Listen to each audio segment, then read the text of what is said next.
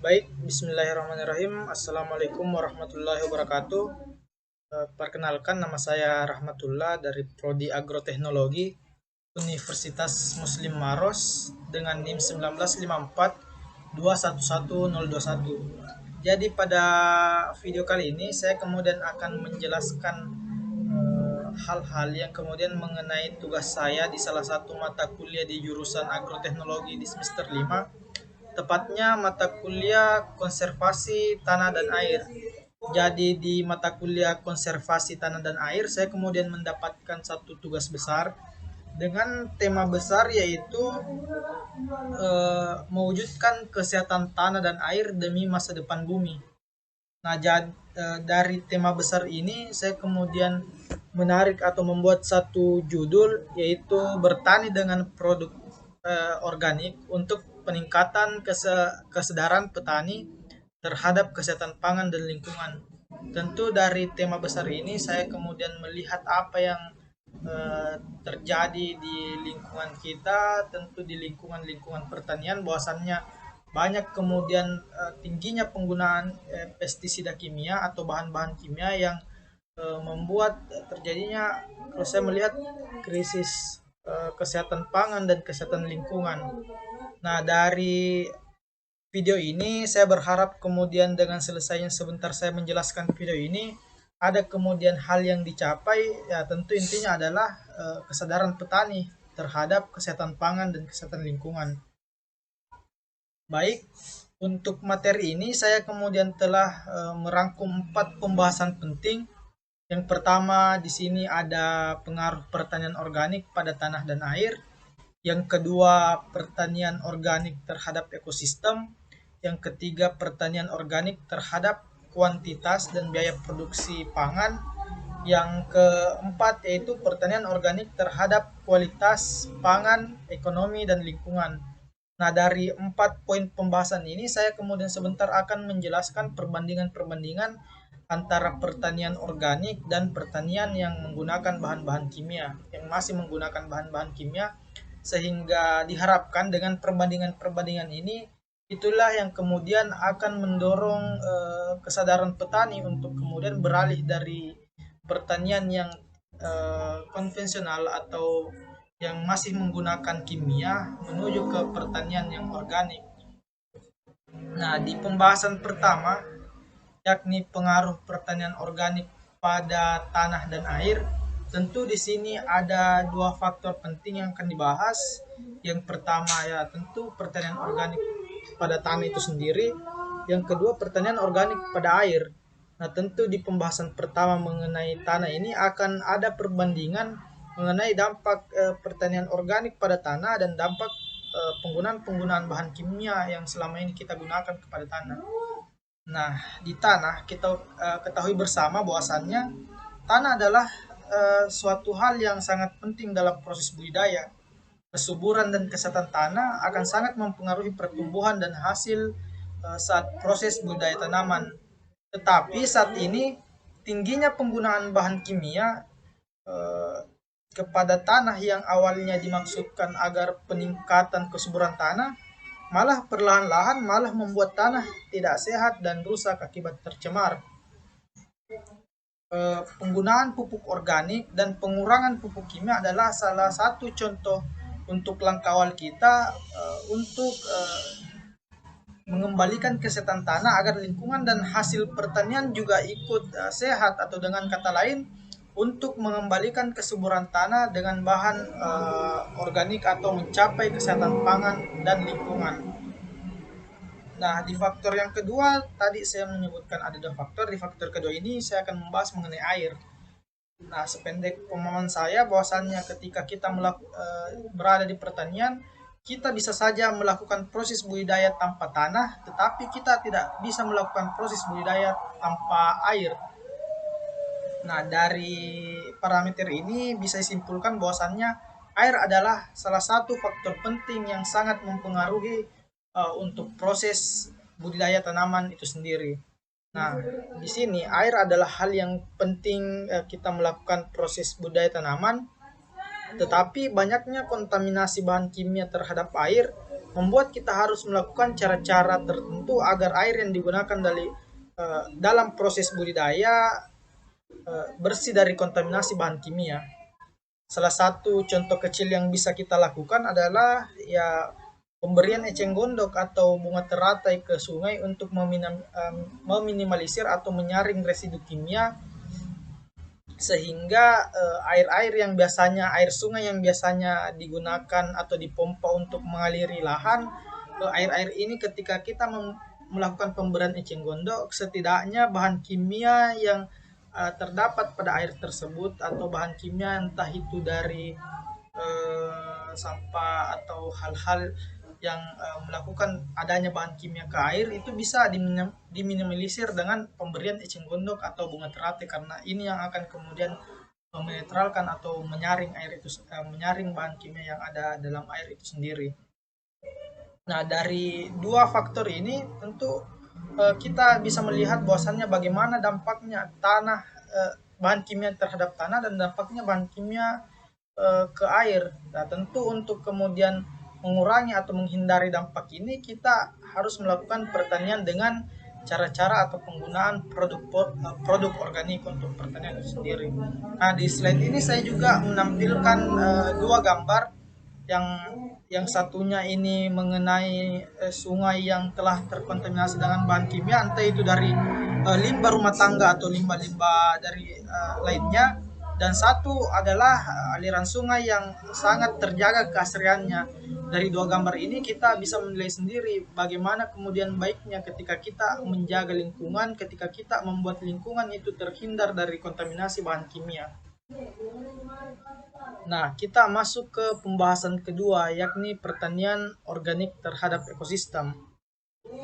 Banyaknya bentuk polusi akibat aktivitas pertanian dengan bahan kimia seperti polusi udara akibat penggunaan pestisida, pencemaran air akibat residu bahan kimia. Karena dari pengalaman, residu pupuk atau pestisida sintetis serta banyaknya patogen penyebab penyakit seringkali ditemukan di sistem perairan dan tanah pertanian yang mengakibatkan kurangnya mikroorganisme yang bisa bertahan pada lahan pertanian, dan juga banyaknya hama yang mulai resisten terhadap bahan kimia yang tentu akan sangat sulit ditanggulangi ketika penggunaan bahan kimia terus menerus dilanjutkan. Ketika kita melihat bahwasannya banyaknya hama yang kemudian mulai resisten dengan bahan-bahan kimia, tentu ketika kita melihat cara-cara petani, tentu mereka akan kemudian melakukan peningkatan dosis bahan kimia. Nah, apa sebenarnya pengaruhnya ke ekosistem? Tentu ini akan sangat berpengaruh fatal ke ekosistem ketika petani kemudian melakukan penambahan dosis bahan kimia yang kemudian digunakan atau diaplikasikan ke daerah pertanian. Yang pertama yaitu yang tadi dibahas bahwasannya hama akan mulai resisten. Ketika hama mulai resisten, tentu tadi yang saya katakan bahwasanya petani akan meningkatkan penggunaan bahan kimia. Nah, ketika terjadi peningkatan penggunaan bahan kimia, akan banyak kemudian organisme-organisme atau mikroorganisme yang kemudian seharusnya bermanfaat untuk pertanian itu malah ikut mati atau terbunuh akibat penggunaan bahan kimia yang tinggi. Tetapi berbeda ketika kita menggunakan produk-produk organik, organisme atau mikroorganisme itu tidak akan terbunuh karena produk organik yang kemudian ramah lingkungan itu hanya menghindarkan tanaman dari serangan hama, sehingga kita tidak perlu melakukan penyemprotan bahan kimia yang justru bisa merusak atau bisa membunuh mikroorganisme atau organisme-organisme yang seharusnya bisa berguna di pertanian. Setelah pembahasan kedua, kita membahas tentang pembahasan ketiga, yakni pertanian organik terhadap kuantitas dan biaya produksi pangan. Nah, tentu untuk di pembahasan ini saya telah mengelompokkan dua, yakni kuantitas hasil dan biaya produksi. Ketika kita melihat tentang kuantitas hasil dari pertanian ketika kita melakukan budidaya organik di beberapa tahun awal akan memberikan hasil yang lebih sedikit dari pertanian dengan menggunakan bahan kimia. Nah, hal ini tentu disebabkan karena kandungan bahan organik yang diberikan ke tanah belum terurai sepenuhnya karena mikroorganisme yang seharusnya mengurai itu sangat kurang akibat penggunaan bahan kimia sebelumnya yang mungkin saja membunuh mikroorganisme yang seharusnya berguna untuk pertanian itu sendiri. Nah, yang kedua di sini ada biaya produksi. Biaya produksi yang digunakan pada pertanian organik itu cukup terjangkau karena yang digunakan adalah bahan-bahan yang sudah disediakan oleh alam dan cukup diolah untuk siap digunakan. Biaya produksi rendah ini disebabkan karena dalam proses budidaya kita tidak perlu menggunakan pupuk kimia dan pestisida kimia yang harganya lebih mahal dari pupuk organik.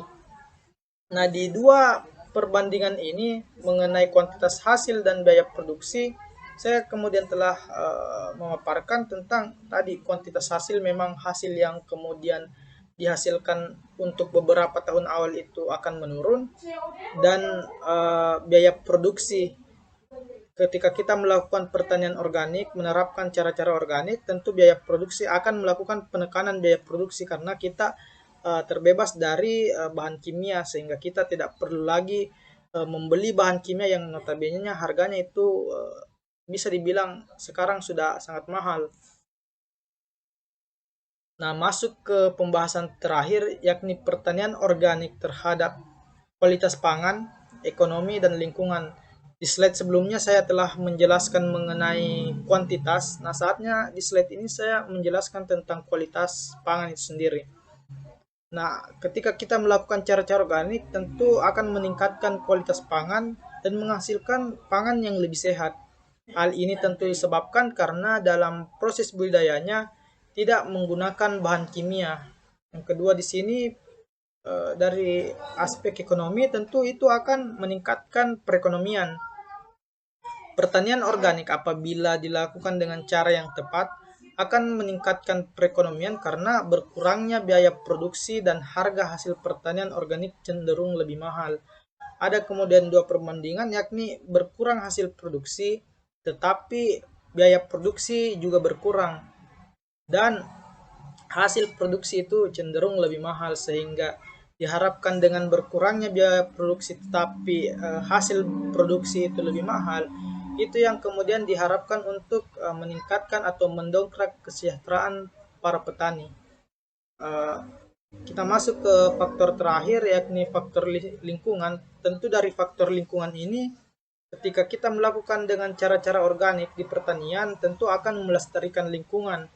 Nah, penggunaan pupuk organik yang dilakukan secara terus-menerus atau produk-produk organik entah itu biofungsida atau hal-hal yang menyangkut tentang pertanian dengan cara organik, tentu ini akan membuat lingkungan terjaga kelestariannya. Hal ini karena ketika kita melakukan dengan secara terus-menerus itu akan membuat mikroorganisme pada lingkungan juga terjaga sehingga memungkinkan terjadinya simbiosis mutualisme yang menghasilkan dampak positif di proses budaya itu sendiri.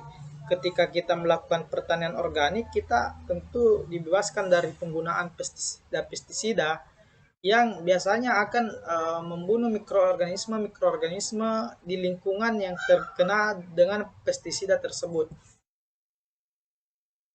Mungkin itu slide terakhir yang kemudian bisa saya sampaikan di materi kali ini. Diharapkan kemudian dengan empat hal penting dalam materi ini yang kemudian saya sampaikan, mulai dari pengaruh pertanian organik pada tanah dan air, pertanian organik terhadap ekosistem, pertanian organik terhadap kuantitas dan biaya produksi pangan, dan yang terakhir pertanian organik terhadap kualitas pangan, ekonomi, dan lingkungan. Diharapkan dengan saya tadi menjelaskan beberapa perbandingan antara keempat ini, antara penggunaan kimia dan organik dari tadi aspek lingkungan, aspek ekonomi, aspek kesehatan itu diharapkan kemudian bisa tercapai judul apa yang kemudian saya ambil pada kesempatan ini di video ini yakni poin pentingnya itu peningkatan kesadaran petani terhadap kesehatan pangan dan lingkungan. Jadi untuk video kali ini mungkin Saya akhiri cukup sekian. Akhir kata, wabillahi taufik wal hidayah. Wassalamualaikum warahmatullahi wabarakatuh.